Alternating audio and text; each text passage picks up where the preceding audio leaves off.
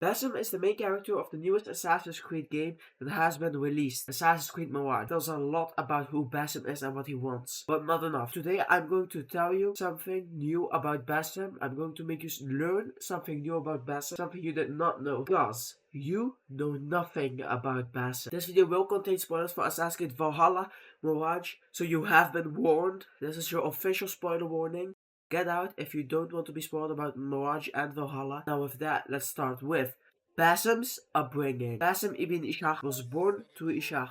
His father, Ishaq, was the designer of the Samarra Mosque. His father was exiled from the group and another man took credit for his job. He would later die of poverty, and Basim's mother is unnamed and there's no information about her. The only thing that we know is she also died slightly after that. So Basim was orphaned when he was young. Basim's whole life, he's going to be tormented by a jinn. When he was little, he would go to the House of Wisdom to learn reading and writing. Later, Basim would meet a tea owner named Kon and Kach. This would be one of the few friends that he would have made, but none were as close as Nihal, Basim's closest and first friend he ever made. Basim and Nihal would after that move to Anbar from Baghdad. Nihal is Basim's oldest friend. Whatever was happening to Basim, Nihal would always be there to help him with. She was there for him for everything in Basim's life. He never had anyone else like her, so they needed to make a living because they were orphaned, no one wanted them. So what did they do? They would become thieves for extra money and food. Basim had a personal goal that he wanted to achieve, his very own dream. They would both work for Dewis, the head of a thieving network. Basim and Nihal would go up working for Dewis. Dewis was the main man getting jobs. He would give them a cut-off for the negotiation with the person hiring them. So he was like the middleman who helped them get by with thieving. They would be given many jobs by him. In this time, Dewis, Basim and Nihal would get close. Later in Basim's life, he would help people around him too. One of the people he helped was a kid named Jasim. He wanted to be like Basim and he tried to imitate Basim by also stealing from people. There are more kids like Jasim and then Basim. Kids who are orphaned and have nowhere to go. Kids who need a home. Dewis gave that to them through the thieving network in a weird way, but yeah, they would all come together as a family.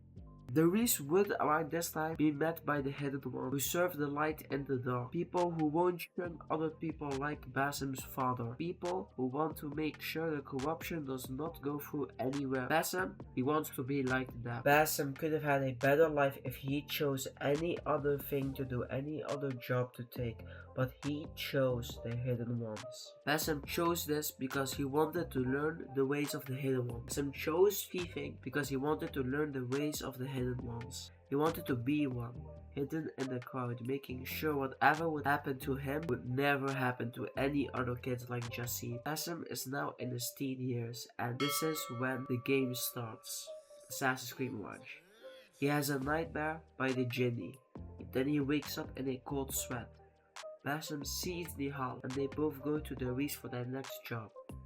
They get this job, just some pickpocketing from people who are not important to the story because it is a tutorial section for the players. So we move on. Basim and Nihal return. They get one more job handed to them. It is to get a ladder which is guarded by many people in a base that is very secure. Nihal does not want to do this job, so Basim is now alone and he gets in the base and takes the ladder with ease. Basim was no ordinary thief. He had to do this his whole life.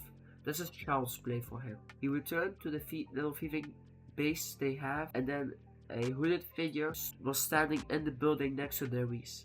Basim recognized this person as the Hidden One by their masked hood. He guessed correctly. Basim pleads with the Hidden One named Roshan to help the Hidden Ones. She denies this offer because it is too dangerous.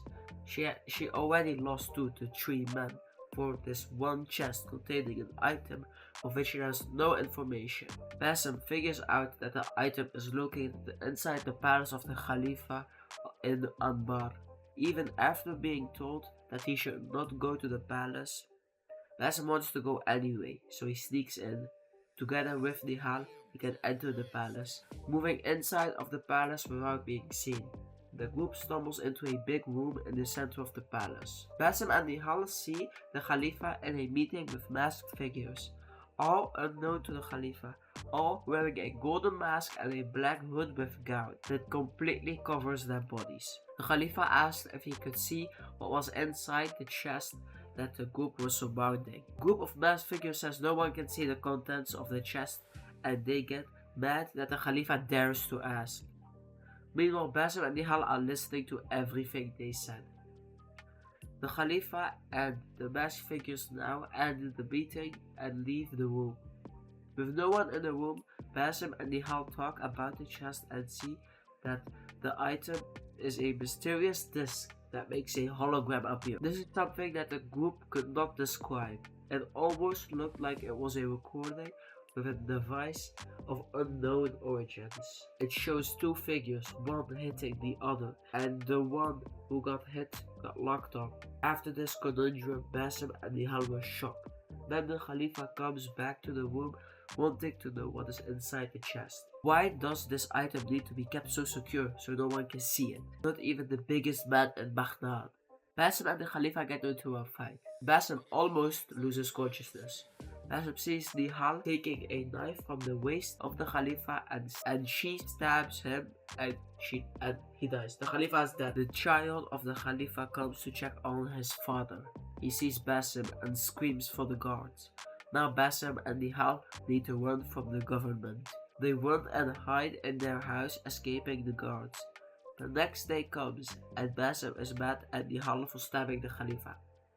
Basim and Nihal then go on their own separate ways. Basim now lives in Alamut. He is training to be a hidden one. This training is rigorous. He must jump from mountain and land in haystacks. This is to train the leap of faith.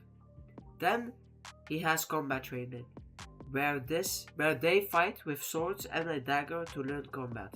Then they must learn climbing, to scale buildings and reach places that would not be reached normally. After this training, Basim gains a beard. This symbolizes him becoming an adult and being wise, while also having the strength to fight for his goals. After this, all of the agents almost find Alamut.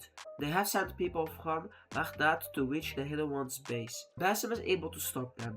And then Washan teaches Basim to become a fully fledged Hidden One. Basim now cuts his own finger and gets the Hidden Blade. Then Basim has to make an establishment for the Hidden Ones in Baghdad. This is not done alone. Washan and the other assassins accompany him. He makes the base operational. Then they go order hunting and find out that the tree is massive. More than 6 heads who lead to the master. For each head there is 4 smaller members who give orders to the henchmen.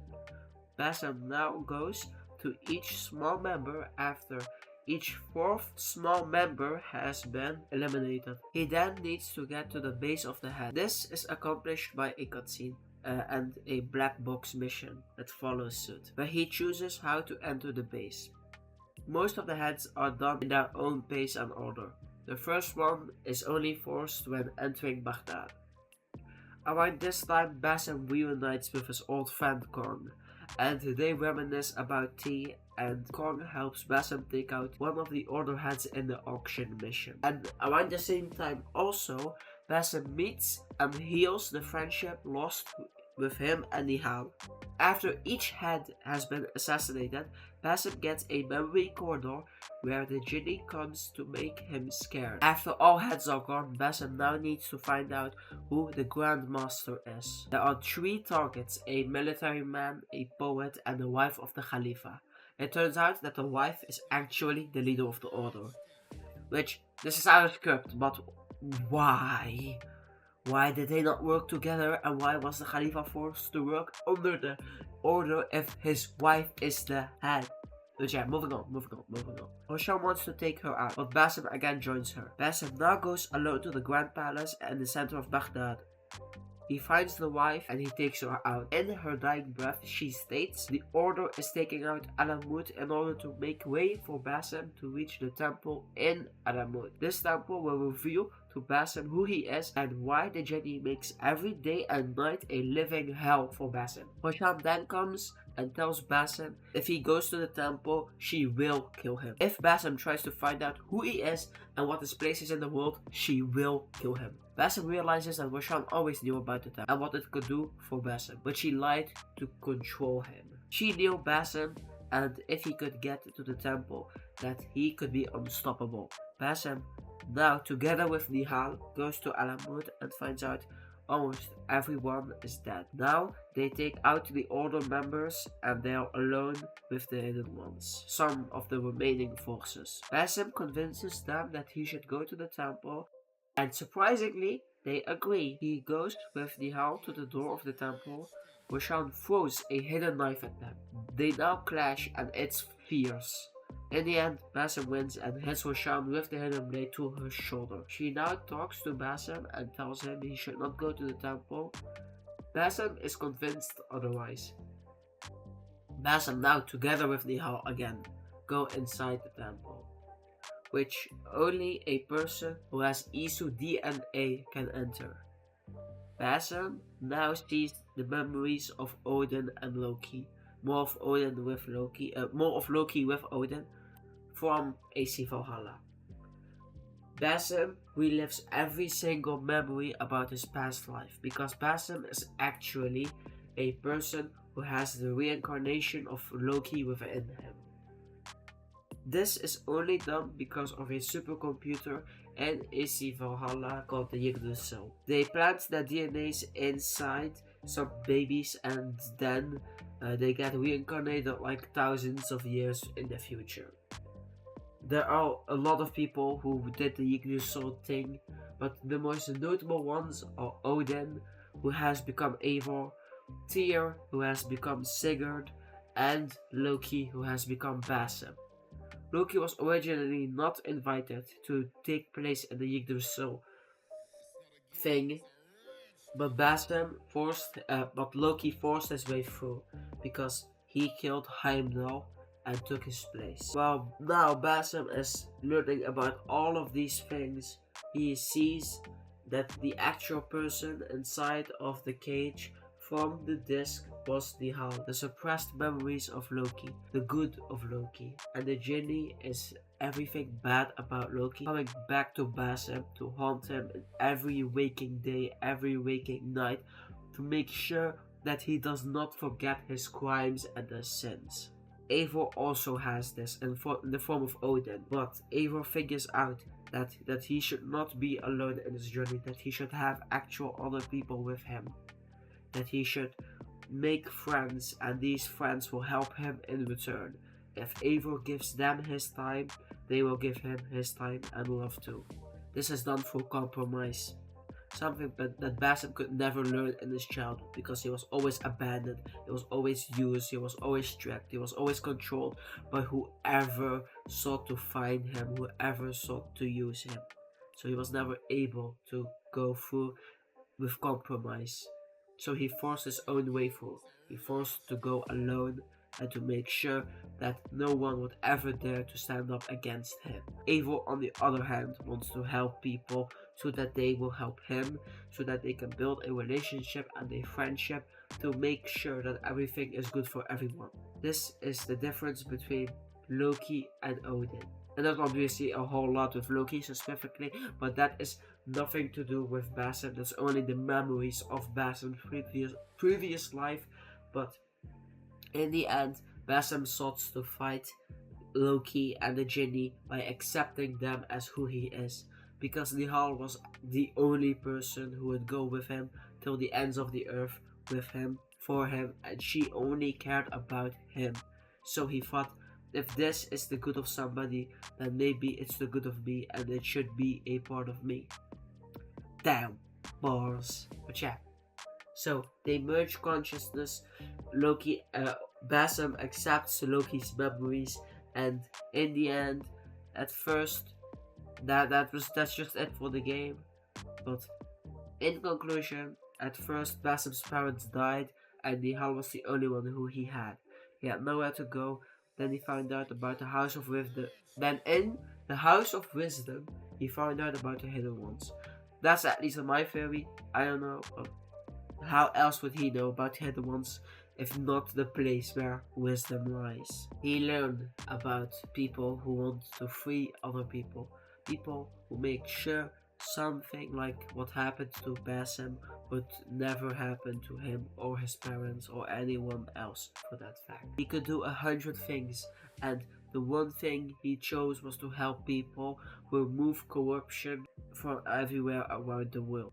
He then chose to make it through by thieving for Dewey's, who was then linked to Roshan, the Hidden One, his mentor even.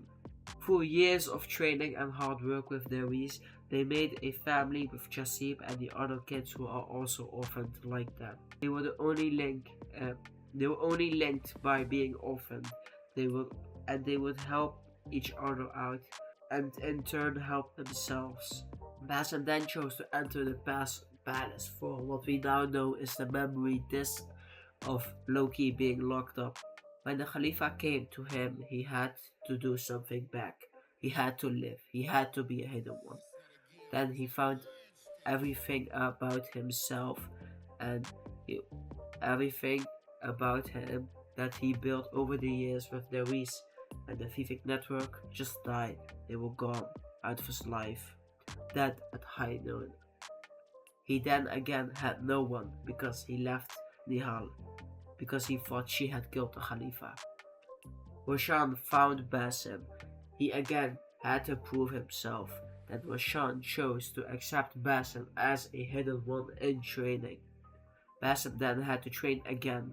Basim is he gave everything to the Brotherhood, who would fight for the people who made his life bad, because someone else took credit for others' actions from Basim's father. Basim thought that if the hidden ones could be there for his family when they needed him, Basim then would completely normal life. But in the end, Basim was betrayed by those who he gave his life for.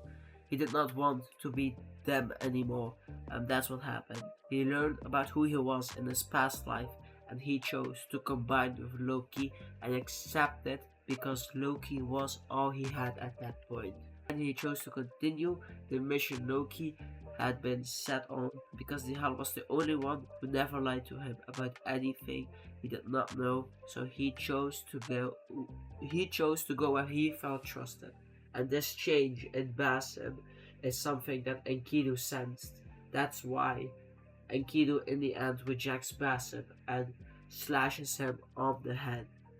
It's still Basim, it's just different. He now is more complete than ever because Basim isn't Loki, he just has the memories of Loki. That's it for the video, guys. Let me know if there's anything you guys have to do, and oh my god, this video is gonna be long, but let me know if there's anything you guys want me to talk about or play about in the comments. I like playing Assassin's Creed, but I also like playing anything else. That sounds mean, but yeah, let me know. And with that, if you made it this far, you should deserve an achievement. But thanks for watching.